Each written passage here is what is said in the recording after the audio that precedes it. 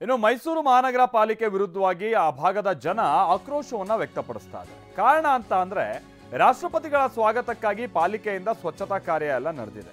ಪಾಲಿಕೆಯಿಂದ ಏಕಾಏಕಿ ಬೀದಿ ಬದಿ ಅಂಗಡಿಗಳನ್ನ ತೆರವು ಮಾಡಲಾಗಿದೆಯಂತೆ. ಲಲಿತ್ ಮಹಲ್ ರಸ್ತೆಯಲ್ಲಿದ್ದಂಥ ಫಾಸ್ಟ್ ಫುಡ್ ಸೆಂಟರ್ಗಳನ್ನ ತೆರವು ಮಾಡಿದ್ದಾರೆ. ಜೆಸಿಬಿ ಮುಖೇನವಾಗಿ 50ಕ್ಕೂ ಹೆಚ್ಚು ಅಂಗಡಿಗಳ ತೆರವು ಕಾರ್ಯ ನಡೆದಿದೆ. ಈಗ ಬೀದಿ ಬದಿ ವ್ಯಾಪಾರಿಗಳು ಆಕ್ರೋಶವನ್ನ ವ್ಯಕ್ತಪಡಿಸ್ತಾ ಇದ್ದಾರೆ. ಒಂದು ಕಡೆ ಇವರು ಸ್ವಚ್ಛತೆ ಮಾಡ್ತಿದ್ದಾರೆ, ಮತ್ತೊಂದು ಕಡೆ ಠಾಣೆ ಮುಂದೆ ಅವ್ಯವಸ್ಥೆ ಆಗಿದೆಯಂತೆ. ಕೃಷ್ಣರಾಜ ಠಾಣೆ ಎದುರು ಡ್ರೈನೇಜ್ ನೀರಿನ ಸಮಸ್ಯೆ. ಠಾಣೆ ಮುಂದೆ ರಸ್ತೆಯಲ್ಲೇ ನೀರು ಹರಿತಾ ಇದೆಯಂತೆ, ಮೋರಿ ನೀರು. ಠಾಣೆ ಒಳಗೋಗೋದಕ್ಕೂ ಕೂಡ ಆಗದೆ ಪರದಾಡ್ತಾ ಇದ್ದಾರಂತೆ. ದೂರು ನೀಡಿದ್ರು ಕೂಡ ಸಮಸ್ಯೆಯನ್ನ ನಗರ ಪಾಲಿಕೆ ಸದಸ್ಯರುಗಳು ಅಂದ್ರೆ ಅಧಿಕಾರಿಗಳು ಅದನ್ನ ಸರಿಪಡಿಸ್ತಾ ಇಲ್ಲ ಅನ್ನುವಂಥದ್ದು ಕೂಡ ಆಕ್ರೋಶ. ಒಂದು ಕಡೆ ಇವರು ರಾಷ್ಟ್ರಪತಿ ಬರ್ತಾ ಇದ್ದಾರೆ ಅಂತ ಹೇಳ್ಕೊಂಡು ಬೀದಿ ಬದಿ ಅಂಗಡಿಗಳನ್ನೆಲ್ಲ ತೆರವು ಮಾಡ್ತಾ ಇದ್ರೆ, ಮತ್ತೊಂದು ಕಡೆ ಈ ರೀತಿಯಾಗಿ ಫುಟ್ಪಾತ್ ಮೇಲೆ ಅಂದರೆ ಜನ ಓಡಾಡಬೇಕಾಗಿದ್ದಂಥ ಜಾಗದಲ್ಲೆಲ್ಲ ಮೋರಿ ನೀರು ಹರಿತಾ ಇದೆಯಂತೆ. ಹೇಳಿ ಕೇಳಿ ದೇಶದ ಒಂದು ಸಂದರ್ಭದ ಸ್ವಚ್ಛ ನಗರ ಅಂತ ಹೆಸರಾದಂಥ ಮೈಸೂರು ನೋಡಿ ಯಾವ ಸ್ಥಿತಿ ಕಡೆಗೆ ಹೋಗ್ತಾ ಇದೆ ಅಂತ ಹೇಳಿ ಜನ ಪಾಲಿಕೆ ವಿರುದ್ಧವಾಗಿ ಆಡ್ಕೊಳ್ಳೋ ರೀತಿಯಾಗಿ ಆಗಿ ಹೋಗಿದೆ.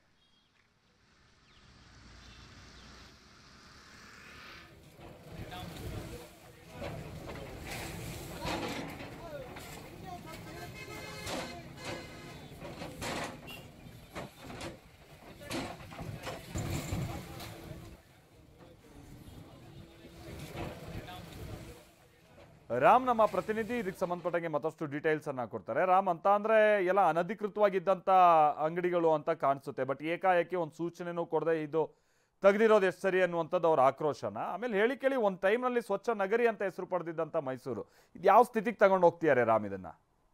ಮಲ್ತೇಶ್, ಖಂಡಿತವಾಗಿಯೂ ರಾಷ್ಟ್ರಪತಿ ದ್ರೌಪದಿ ಮುರ್ಮು ಅವರು 2 ದಿನಗಳ ಪ್ರವಾಸಕ್ಕೆ ಸಾಂಸ್ಕೃತಿಕ ನಗರಿ ಮೈಸೂರಿಗೆ ಆಗಮಿಸ್ತಾ ಇದ್ದಾರೆ. ಈ ಹಿನ್ನೆಲೆಯಲ್ಲಿ ಮೈಸೂರಿನ ಲಲಿತ್ ಮಹಲ್ ರಸ್ತೆಯಲ್ಲಿದ್ದಂತಹ 30ಕ್ಕೂ ಹೆಚ್ಚು ಫಾಸ್ಟ್ ಫುಡ್ ಗಳನ್ನ ತೆರವುಗೊಳಿಸುವಂತ ಕೆಲಸವನ್ನು ಮಾಡ್ತಾ ಇದ್ದಾರೆ. ಒಂದು ಕಡೆ ಜನರು ಅಂದ್ರೆ ಸಾಕಷ್ಟು ದಿನಗಳಿಂದ ಅದು ಸಮಸ್ಯೆ ಆಗ್ತಾ ಇತ್ತು, ತೆರವುಗೊಳಿಸಬೇಕು ಅಂತ ಹೇಳಿದ್ರೆ ಸಾರ್ವಜನಿಕರು. ಮತ್ತೊಂದು ಕಡೆ ವ್ಯಾಪಾರಿಗಳು ಹಲವು ವರ್ಷಗಳಿಂದ ನಾವು ಇಲ್ಲೇ ವ್ಯಾಪಾರವನ್ನ ಮಾಡ್ತಾ ಇದ್ವಿ, ಇದು ನಮ್ಮ ಜೀವನವಾಗಿತ್ತು. ರಾಷ್ಟ್ರಪತಿ ಬರ್ತಾ ಇರೋ ನಮಗೆ ಖುಷಿ ಇದೆ, ಆದ್ರೆ ಅವ್ರು ಬರ್ತಾ ಇದ್ದಾರೆ ಅನ್ನೋ ಕಾರಣಕ್ಕೆ ಇದನ್ನ ತೆರವುಗೊಳಿಸೋದು ಎಷ್ಟರ ಮಟ್ಟಿಗೆ ಸರಿ, ಮತ್ತೆ ನಮಗೆ ಏಕಾಏಕಿ ಯಾವುದೇ ರೀತಿಯಂತಹ ಮಾಹಿತಿಯನ್ನ ನೀಡದೆ ನಮ್ಮ ಎಲ್ಲಾ ಅಂಗಡಿಗಳನ್ನ ಇಲ್ಲಿ ತೆರವುಗೊಳಿಸಿದ್ದಾರೆ ಅನ್ನೋ ಒಂದು ಆಕ್ರೋಶವನ್ನ ಅವರು ಹೊರ ಹಾಕ್ತಾ ಇದ್ದಾರೆ. ಮತ್ತೊಂದು ಕಡೆ ಏನು ಮೈಸೂರನ್ನ ಸಂಪೂರ್ಣವಾಗಿ ಮಧುವಣಗಿತ್ತಿಯಂತೆ ಸಿಂಗಾರಗೊಳಿಸ್ತಾ ಇರುವಂತಹ ಜಿಲ್ಲಾಡಳಿತ ಮೈಸೂರಿನ ಹೃದಯ ಭಾಗದಲ್ಲಿರುವಂತಹ ಅಗ್ರಹಾರದ ಕೃಷ್ಣರಾಜ ಪೊಲೀಸ್ ಠಾಣೆ, ತಾವು ದೃಶ್ಯಗಳಲ್ಲೂ ಸಹ ನೋಡ್ತಾ ಇರ್ಬೋದು, ಆ ಪೊಲೀಸ್ ಠಾಣೆಯ ಮುಂಭಾಗದಲ್ಲೇ ಡ್ರೈನೇಜ್ ನೀರು ಹರಿತಾ ಇದ್ರು ಸಹ ಅದನ್ನ ಸ್ವಚ್ಛಗೊಳಿಸುವಂತ ಕೆಲಸಕ್ಕೆ ಮುಂದಾಗಿಲ್ಲ. ಸಾರ್ವಜನಿಕರು ದೂರು ಕೊಡೋಕೆ ಹೋಗೋದಿರ್ಲಿ, ಅಲ್ಲಿರುವಂತಹ ಪೊಲೀಸ್ ಸಿಬ್ಬಂದಿಗಳೇ ಪೊಲೀಸ್ ಠಾಣೆಗೆ ಹೋಗೋದಕ್ಕೆ ಆಗದಂತಹ ಪರಿಸ್ಥಿತಿ ನಿರ್ಮಾಣವಾಗಿದೆ.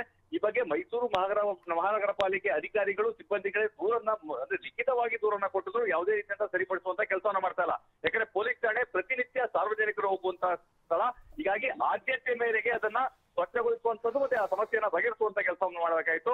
ಆದ್ರೆ ಎಲ್ಲೋ ಒಂದು ಕಡೆ ಜಿಲ್ಲಾಡಳಿತ ಮತ್ತೆ ಪಾಲಿಕೆ ಅದರ ಕಡೆ ಗಮನ ಹರಿಸಿಲ್ಲ. ಆದ್ರೆ ಮತ್ತೊಂದು ಕಡೆ ತಮ್ಮ ಜೀವನಕ್ಕೆ ಆಧಾರವಾಗಿದ್ದಂತಹ ಫಾಸ್ಟ್ ಫುಡ್ ಗಳನ್ನ ಏಕಾಏಕಿ ತೆರವುಗೊಳಿಸುವಂತ ಕೆಲಸವನ್ನು ಮಾಡಿದ್ರೆ ಇದು ಸಾರ್ವಜನಿಕರು ಮತ್ತೆ ಅಲ್ಲಿನ ವ್ಯಾಪಾರಿಗಳ ಒಂದು ಆಕ್ರೋಶಕ್ಕೂ ಕಾರಣವಾಗಿದೆ. Maltesh, thank you Ram. So ಇದು ದ್ರೌಪದಿ ಮುರ್ಮು ಅವರು 2 ದಿನದ ಪ್ರವಾಸಕ್ಕಾಗಿ ಮೈಸೂರಿಗೆ ಬರ್ತಾ ಇರುವಂಥದ್ದು ವಿಚಾರ. ಬಟ್ ಭಾಳ ಜನರಿಗೆ ಖುಷಿ ಇದೆ, ಆದರೆ ಈ ಥರ ಅಂಗಡಿಗಳನ್ನೆಲ್ಲ ತೆರವು ಮಾಡೋ ಮುಖೇನವಾಗಿ ನಮ್ಮ ಹೊಟ್ಟೆ ಮೇಲೆ ಯಾಕೆ ಹೊಡಿತಾ ಇದ್ದೀರಾ ಅನ್ನುವಂಥದ್ದು ಪ್ರಶ್ನೆ. ಆಮೇಲೆ ತೀರಾ ಅನಧಿಕೃತ ಕಟ್ಟಡಗಳಿದ್ದಂಥ ಸಂದರ್ಭದಲ್ಲೆಲ್ಲ ಅದನ್ನು ಪ್ರಶ್ನೆ ಮಾಡೋಕ್ಕೂ ಆಗಲ್ಲ, ಇಲ್ಲೆಲ್ಲ ಸಮಸ್ಯೆ ಆಗಿಬಿಡುತ್ತೆ, ನಾವು ತೆಗಿಲೇಬೇಕು ಅಂತೇಳಿ ಸಿಬ್ಬಂದಿ ಅದಕ್ಕೆ ಕಾರಣ ಏನೋ ಕೊಡ್ತಾರೆ.